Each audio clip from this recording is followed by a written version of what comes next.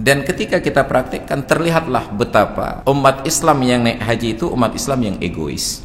Lift itu sedang penuh menjelang azan, dan sangat sering terlihat ada jemaah yang ketika masuk lift sambil kepalkan tinju untuk memaksa dia harus bisa turun. Saya tanya, kenapa buru-buru? Arba'in.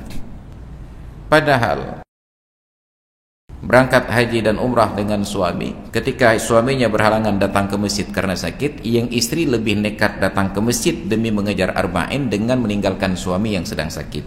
Kita jadi bertanya, ini syariah apa yang sedang diajarkan? Dan yang paling penting, sahabat Perkusi Aceh, 10% dari hasil penjualan kaos dakwah ini akan kita bagikan kepada sahabat-sahabat kita yang kurang mampu di luar sana. Ilmu tanyo benar, amai tanyo benar, kure tanyo benar, ngak selamat dunia akhirat. Hal-hal seperti inilah ketika terjadi pelaksanaan ibadah haji, menciptakan jamaah-jamaah haji yang egois, bukan jamaah-jamaah haji yang nuansanya islami. Apa yang terjadi? Banyak jemaah karena selalu diangkat di dalam kajian bimbingan manasik. Di Madinah kita jaga salat arba'in, di Mekah kita salat berjamaah 5 waktu. Arba'in itu menjadi kajian utamanya, dan ketika kita praktekkan, terlihatlah betapa umat Islam yang naik haji itu umat Islam yang egois. Lift itu sedang penuh menjelang azan, dan sangat sering terlihat ada jemaah yang ketika masuk lift sambil kepalkan tinju untuk memaksa dia harus bisa turun. Saya tanya, kenapa buru-buru? Arba'in. Padahal arba'in itu bukan salat yang berbeda, itu tetap salat fardu 5 waktu yang dikerjakan secara berjamaah di Masjid Nabawi. Salat fardunya, zuhurnya fardu ain umpamanya, berjamaahnya fardu kifayah, di Masjid Nabawinya sunat. Tapi ketika kita kepalkan tinju kepada saudara kita sesama muslim yang juga menuju ke tempat yang sama, kita sudah menyakiti orang Islam. Haram. Kita langkahi yang haram demi mengejar yang sunat ini tadi. Maka na'udzubillah, jemaah kita jemaah yang egois, dibentuk oleh sistem pengajaran, berapalah gajimu sampai engkau tunda salat di awal waktu.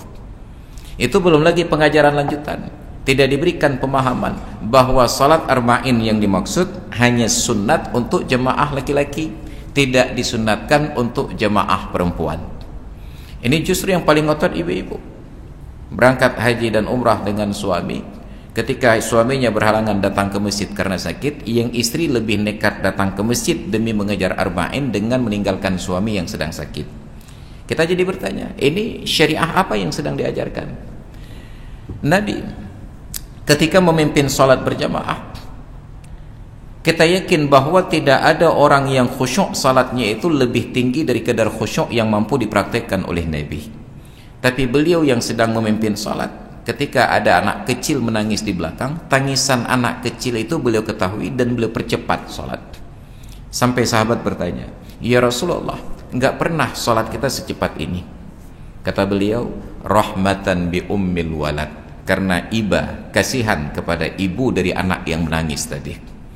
Kalaulah Rasulullah praktekkan itu di zaman sekarang, beliau masih hidup, salat lalu ada anak yang menangis, beliau percepat, kita akan mugat, rupanya Rasulullah enggak khusyuk juga salatnya. Didengar nih mitmoh. Bayangkan, salat kita jauh lebih khusyuk dari Nabi. Entah tidak mendengar anak yang menangis, entah pura-pura enggak mendengar. Ibadah bagaimana yang menjadikan seseorang egois?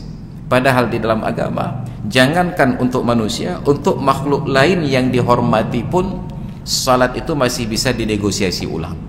Maka boleh batalkan salat untuk menyelamatkan binatang yang muhtaram, yang berpotensi celaka. Mungkin kita salat di pinggir jalan, saf kita mungkin di luar, terlihat ada anak kucing sempoyongan berjalan menyeberang. Kita khawatir kalau tidak diselamatkan, tergilas kendaraan dan mati. Apa kata para ulama? Batalkan salat, selamatkan anak kucing. Bukan tunda salat, sedang salat, batalkan salat, selamatkan anak kucing. Kalau itu kita praktekkan sekarang, kita sedang salat berjamaah, lalu kita batalkan salat, lewat keluar, pindahkan anak kucing, masuk lagi, itu akan menjadi headline selama sepekan. Pandai nak dengkunya, mau melimau anak kucing lumayan. Dia rela batalkan sholat demi menyelamatkan anak kucing. Nanti datang lagi orang yang provokasi, berapalah harga seekor anak kucing dibandingkan sholatmu? Bayangkan, kita mendakwahkan Islam yang egois, bukan Islam yang humanis.